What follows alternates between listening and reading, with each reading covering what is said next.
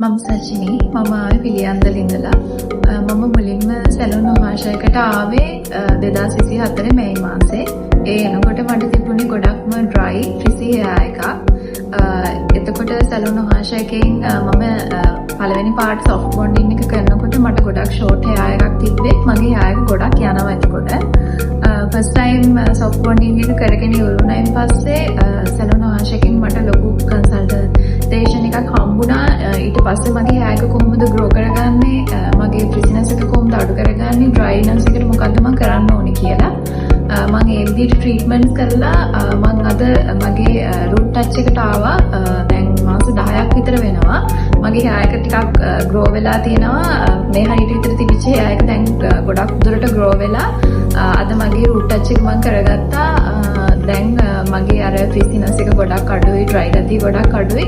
මට ඕනුනේ නැචරලි අර relax hair එකක් තියෙන්න. මට ඒ විදිහට මම හිතපු විදිහටම මගේ හෙයා එක ඇවිල්ලා තියෙනවා. මම ඉතින් ඔයගොල්ලෝ හැමෝටම කියනවා මේ වගේ සොෆ්ට් බොන්ඩින් එකක් කරගන්න. ඔයගොල්ලොත්